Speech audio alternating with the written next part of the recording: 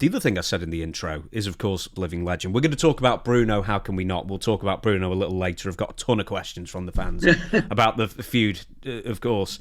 But specifically about the living legend, I know why you called yourself that. It's to stick it in the face of Bruno, of course, on screen. Well, and the fans. And the fans. Because I was so young, me calling myself, oh, I retired, I'm the new living legend, and I'm too young. So they obviously, that just helped me become a bigger a-hole. Yeah. You know.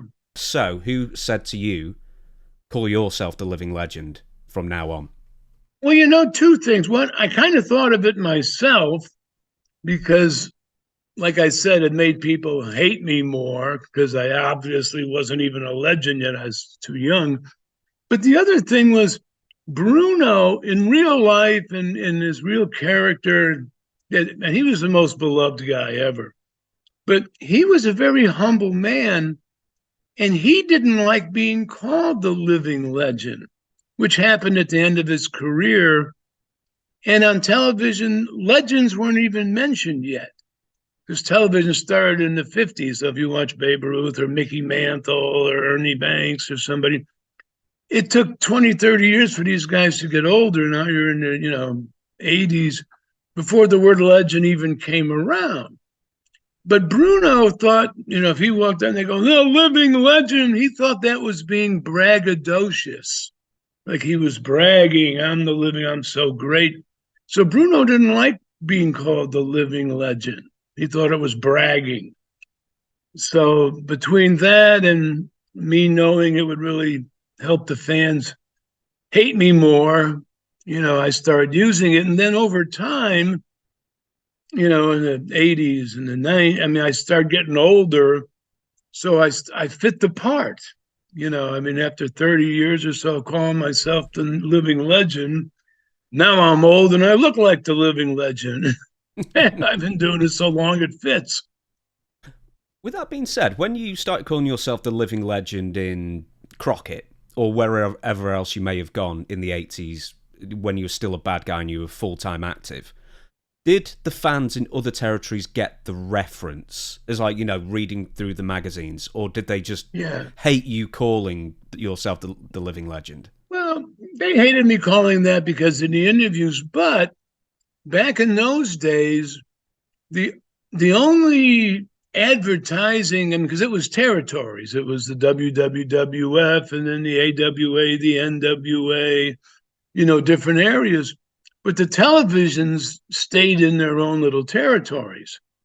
And the only news that the wrestling fans got was from the magazines.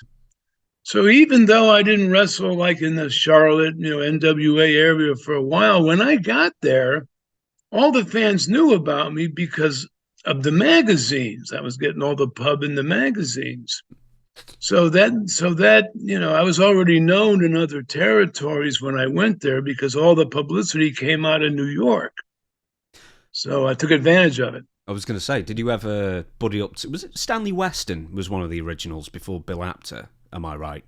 Or I remember Bill Apter, George Napolitano was always out there.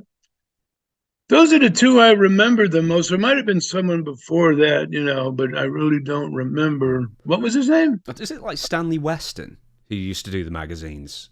Hopefully. There may have been, but I don't remember. That might have, if that was before Bill Apter and Napolitano and them, I might have been too young to even, But did you make it a point to pal around with the people who were involved in the magazines because it's always good publicity and it sort of advertises you outside? Well, we never palled around with anybody back in the old days, especially if you were a bad guy, because, back in the old days, we even had separate dressing rooms. The good guys were in one dressing room, and then across the arena, the bad guys were all in a different dressing room. The business was really protected, so we never really hung out with everybody. And I had so much heat when people wanted to kill me. I'd wrestle like the match before the last match and then run out the back door with my bag without showering because I was shot at, stabbed, riots, cars smashed. So I wanted to get the hell out of there. I used to have to hide in someone's trunk to get driven into an arena.